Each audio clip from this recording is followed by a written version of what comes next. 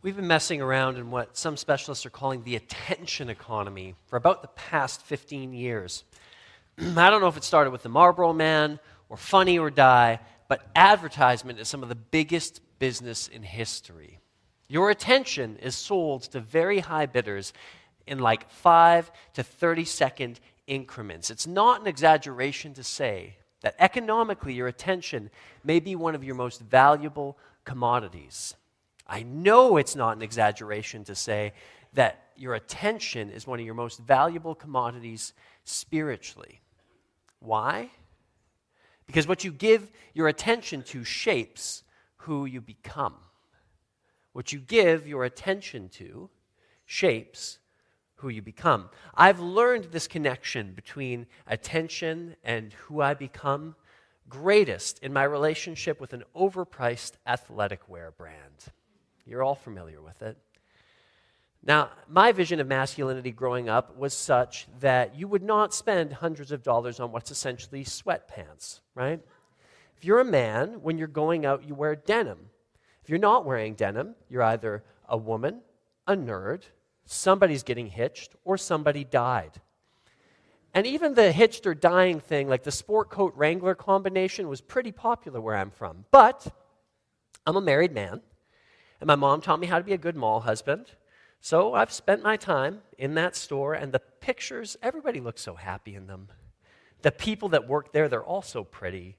And you hang out long enough, one of them sidles up alongside you and says, why don't you just try something on?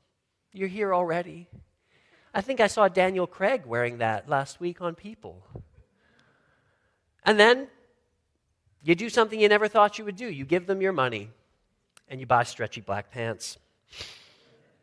Now, I'm a postgraduate, post-secondary educated individual in critical thinking. But you put me somewhere long enough, and it will shape who I become. I will do things I never thought I would do.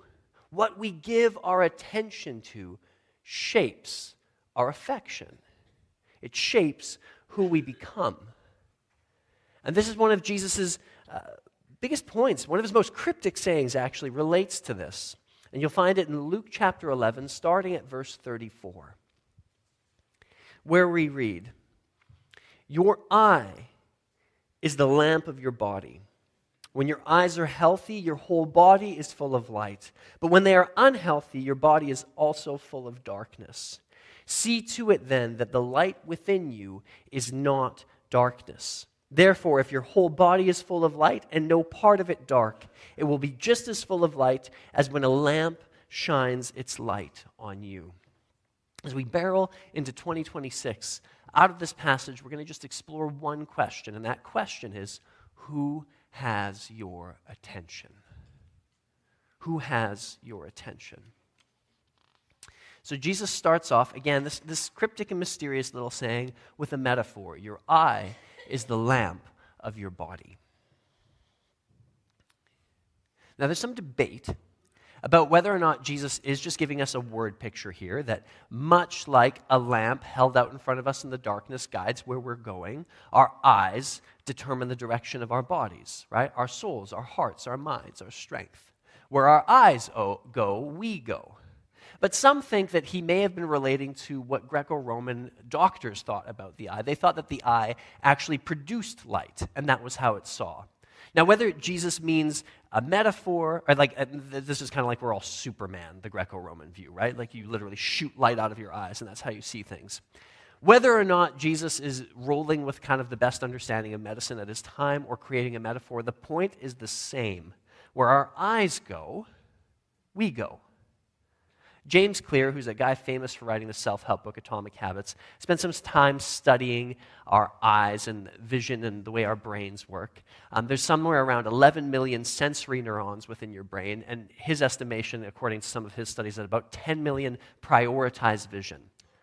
Others say it's more like 30 to 50% of your brain's energy is used on vision. Whatever the case, there's an enormous amount of energy used by our brains. Our eyes are actually part of our brains, outside of our skull.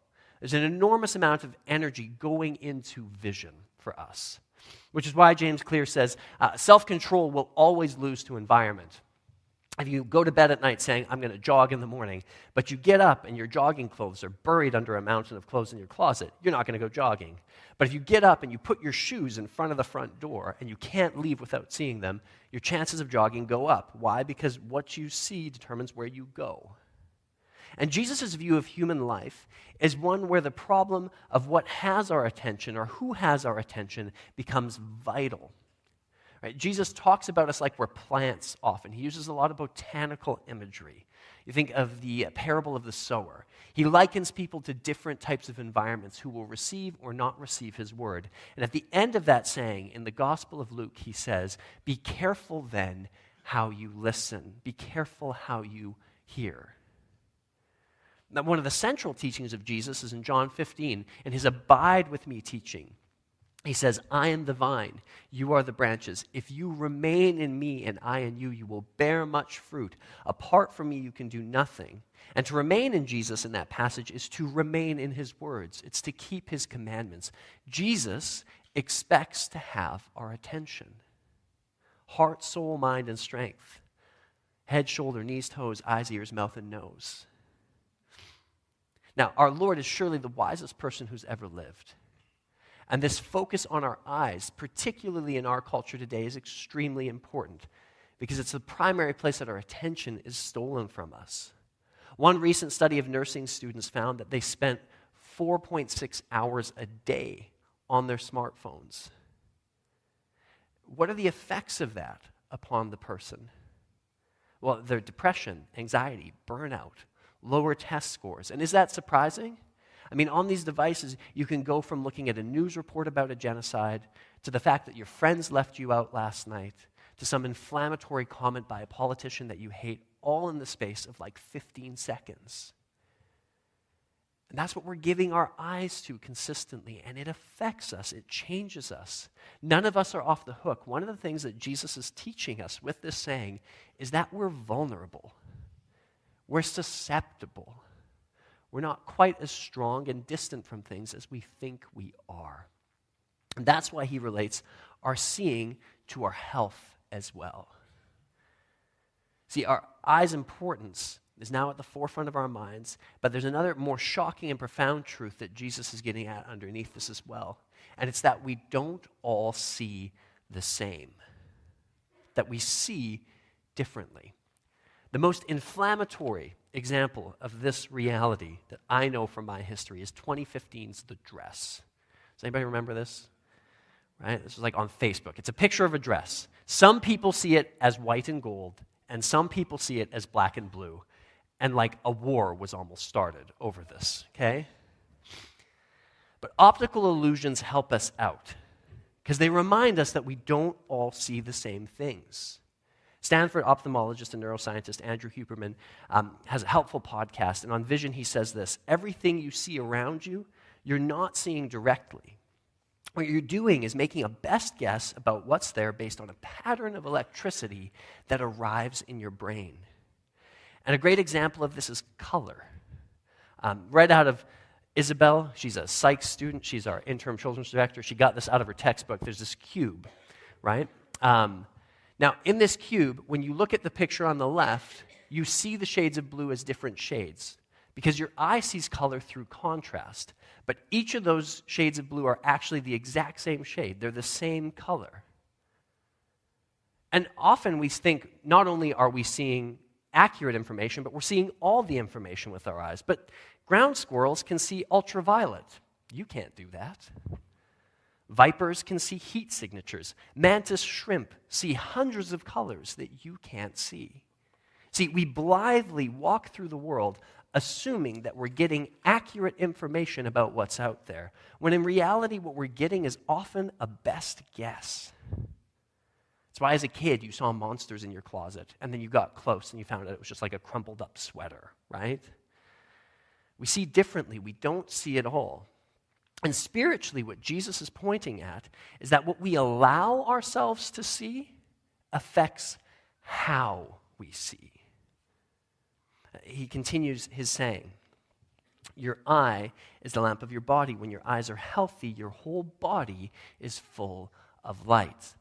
In this little saying, there's a whole linguistic and biblical tradition.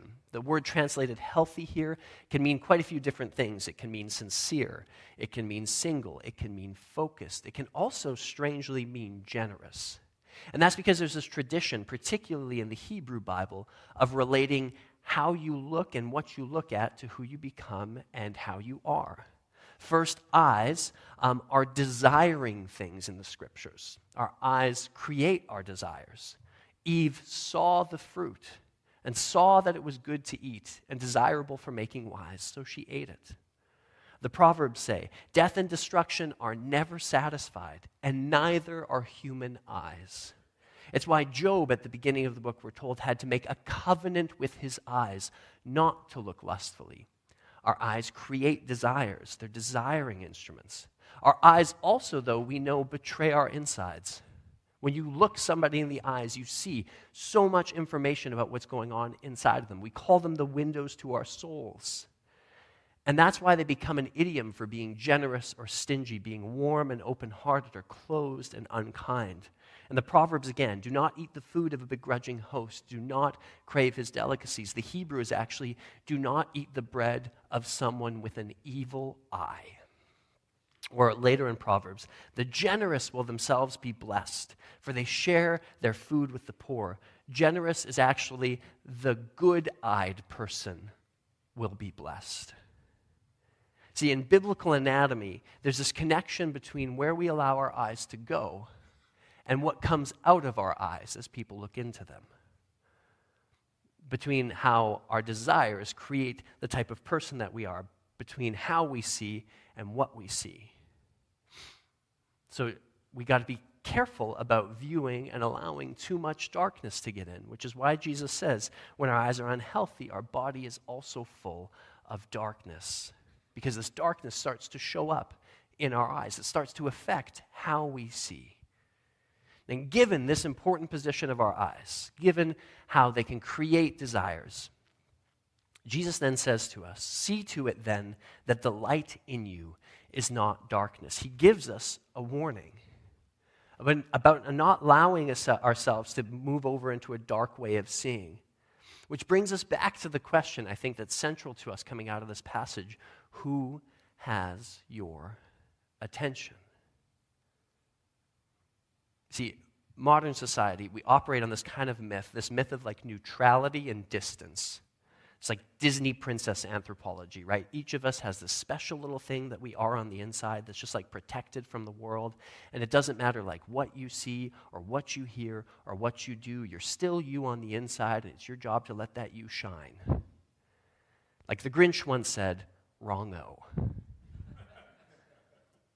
Psalm 1 is an excellent text to meditate on in this respect. It starts with the psalmist saying, I don't walk with the wicked. I don't stand around with sinners. I don't sit with scoffers. Why? Because if I do, I'll become like dry grass that gets blown away. Instead, I meditate on the law of the Lord. I put the law of the Lord before my eyes day and night, and I become like a tree planted by streams of living water. And it is who has your attention, not just what. Because again, in an attention economy, every minuscule stealing of our attention, there's somebody behind that, somebody who has goals for us, somebody who wants something from us. It's that horrible line from the documentary The Social Dilemma, right? In the age of the iPhone, we are not the consumers, we are the product. And Jesus is making a relational statement here because the light that he's talking about is himself. We read from Zechariah a couple weeks ago, right? He calls Jesus the rising sun from heaven, right? Zechariah says, because of the tender mercy of our God, by which the rising sun will come to us from heaven, to shine on those living in darkness and in the shadow of death, to guide our feet in the path of peace. Jesus is that rising sun. Jesus is that light. To let his light in is to relate to him, to give him our attention. Now, I've got to make this caveat quite a few times.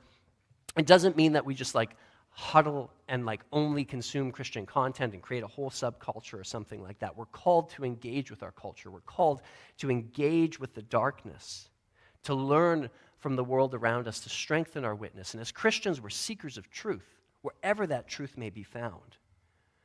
But I think this question is coming to the forefront for us at the start of a new year because some of us have never actually stopped and asked and taken measure and said, you know what is my greatest input right now? Whose voice am I hearing the most? The Hebrew idiom for learning from someone is to sit at their feet.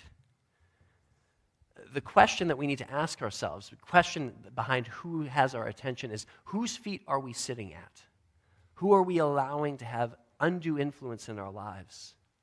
And Jesus and the scriptures, I think, give us some good criteria. I've got a few questions that you can consider. Some good criteria to determine whether or not this is somebody we want to sit at the feet of. The first is, what is their fruit? This person who we're giving our attention, what kind of fruit do they make? Again, the simple solution to this problem of being influenced is just to say, well, I'll only listen to and look at and engage with things that are explicitly Christian. I'll create just kind of like this safe zone. But Jesus warns us about false prophets in Matthew 7. He says, watch out for false prophets. They come to you in sheep's clothing, but inwardly they are ferocious wolves. By their fruit you will recognize them. Do people pick grapes from thorn bushes or figs from thistles? Likewise, every good tree bears good fruit, but a bad tree bears bad fruit. A good tree cannot bear bad fruit, and a bad tree cannot bear good fruit. Every tree that does not bear good fruit will be cut down and thrown in the fire. Thus, by their fruit you will recognize them. It's the reality. If you read Christian history, if you pay attention, there are many things that are explicitly Christian, and they've done horrible things to the health and wellness of people. There are people who speak truth and live lies. And we've got to be careful of that. Likewise, there are some people who are not explicitly Christian who are bearing wonderful fruit. Fruit that looks and smells and tastes a lot like the fruit of Jesus. And luckily, we've been given a measure for what this fruit that we're supposed to seek is. It's the fruit of the Spirit: love, joy, peace, patience, kindness, goodness, faithfulness, gentleness, and self-control. So a question to ask of the people that we allow input into our lives is, are they producing that kind of fruit? Another question to consider, are these people that we're giving our attention, are they gracious, compassionate, loving, forgiving, and just? One of the myths of our culture that's so central to the way things are going nowadays, and Greg Lukianoff and Jonathan Haidt talk about this, is that everything is a battle between good and evil. That the people you disagree with aren't just misguided or ill-informed, they're evil and ignorant. And as such, you don't have to treat them like people. You don't just disagree with them, you dehumanize them. And that's not the way God works. Right? Jesus says of God, God makes it rain on the righteous and the unrighteous. In Ezekiel 33, a book filled with the judgment of God, God says to Ezekiel, "As surely as I live, declares the sovereign Lord, I take no pleasure in the death of the wicked, but rather that they would turn from their ways and live." God describes himself, when he's asked to reveal himself, he says he is gracious and compassionate, abounding in steadfast love and faithfulness, forgiving and just. See, one of the things that I see a lot in the world nowadays that doesn't get enough attention is just tone. Tone really matters. How the people we're listening to speak about other people really matters. If we treat them like demons or idiots, we degrade the image of God in them and in ourselves. It was the warning that James gave his community about the tongue in James 3:9. With the tongue we praise the Lord and Father, and with it we curse human beings who have been made in God's likeness. Out of the same mouth come praise and cursing. My brothers and sisters, this should not be. We can disagree. We can disagree strongly. We can have strong words about opinions, about matters of concern, but we must always speak in a way that elevates the dignity of the people that we're talking about. We're here to turn people towards the light, not condemn them to darkness. So are these sources that have the loudest say in your lives? Are they gracious and compassionate, forgiving, loving, and just? And finally, do they love me? Do these people I'm listening to actually love me and want my good? It's the question of motivation. Why is this person putting this information out there? What do they want from me? Jesus sets an impossibly high standard when it comes to love. Love is not just affirmation or acceptance. It's not just speaking the truth. Love is to lay down your life for your friends. See, when we sit at Jesus' feet, we sit at nail-scarred feet. Feet scarred for the sins of the world. Feet scarred for the very ones who executed him. Now, if we're asking this question of love, obviously the person that we prioritize listening to is Jesus.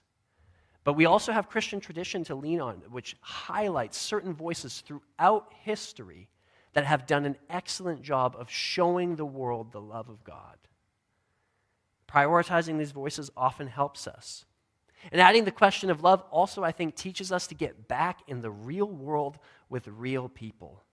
So many of us spend hours a day out there listening to people who are thousands of miles away, who have nothing to do with us, who we will never meet, when there are people within our own community who will sit with us and look us in the eyes and really love us. Do they love me? Now again, a couple of caveats. Talking about something like this it's difficult. This isn't to be like overprotective or censorious, right? We're not trying to just say there are certain things that nobody should ever hear or never ever look at. That's not what's going on at all. I really appreciated a couple months ago when Pastor Robert was talking about art. He talked about it in terms of diet, right? Thinking in terms of like, okay, if I'm consuming so much over a day, am I getting my good calories in, right? Is my plate balanced? Or is it all junk food and social media? Or is it all stuff that is a little bit, bitter and not good for me? And I think also there's a huge degree of personal discernment involved whenever we're thinking about the voices we listen to or read or engage with. One of the things I've noticed in myself, I've been somebody who reads widely, listens widely and deeply for most of my life. And then I had a kid. And I didn't sleep, and I haven't slept for 2 years. And I've noticed that I just don't have the capacity to engage with certain things the way that I used to. There are certain things that I just have to say, you know what? In this season of life, I can't read that. I can't listen to that. I can't watch that. I just don't have the strength for it. It does something to me it didn't used to do. I was able to have critical distance before, and I don't have that critical distance now. And we've got to take time to explore what season of life each of us is in. Some of us are brand new to the faith, right? That's a time to really go all in on good sources that are really giving Jesus to you. Others of us are very strong in our faith, and maybe we need to be called kind of off the bench and to engaging with culture and engaging with the world critically. That's something that you can really only know about yourself. But all of us, I think, are being asked by Jesus at this moment to sit back and ask, who has my attention? And are they the ones that I want to give it to? Are they the ones that I want to give this influence to? Now, there's a double meaning here, though, both with this question and with this parable. We're not talking about attention just in terms of inputs. We're talking about attention in terms of outputs as well. To put it in the language that we saw in the Old Testament, are our eyes good or evil? Our eyes, are they generous or stingy? I'll never forget, 8 years ago, first pastoral position in New Westminster, and we had this tradition of greeting one another during the service. And somewhere I was reading St. Patrick or some Celtic Christian, and I had heard that there was this tradition there to greet a brother or sister by looking them in the eyes and saying, I see Jesus in you. And so for our greeting time, I said, you know what, just shake somebody's hand, look somebody in the eyes and say, I see Jesus in you.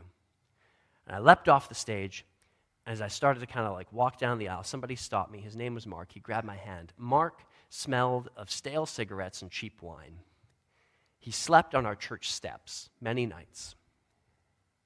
But he would come in on Sunday mornings. He would sit and earnestly listen the best he could. He had some learning difficulties.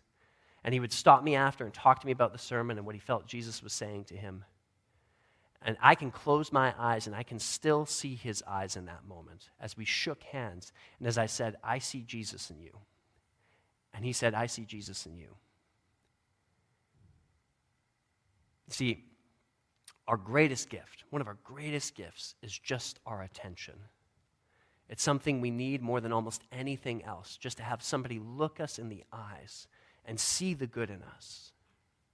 And so one of the questions we can ask about our attention is, am I only giving my attention to those who benefit me? Am I being stingy with my attention? Or am I being generous? Now, of course, one of the other places that our attention is needed most is with those closest to us. We like to say here often, Jesus tells us to love our neighbor, and our families are often our closest neighbors, and often the most difficult ones to love. Right? How many times do we walk in the door and we're distracted and overwhelmed because we've taken so much in while the little ones are running around asking for our attention, or our spouse needs our attention? So one of the other questions we can ask about this is, am I giving my best attention to those who need it most? Because again, your attention is one of your greatest gifts. It's your most valuable commodity. And the place that we're asked to spend that commodity in the most prodigal way, prodigal means being very generous as well, is with those closest to us. You've got a little light inside your eyes. Let it shine, Jesus says. And the worship team can come up now. Jesus finishes his little saying in Luke 11. Therefore, if your whole body is full of light and no part of it dark, it will be just as full of light as when a lamp shines its light on you. Little nerd detail that's just kind of fun. The word translated shines there in Greek is actually the word for lightning.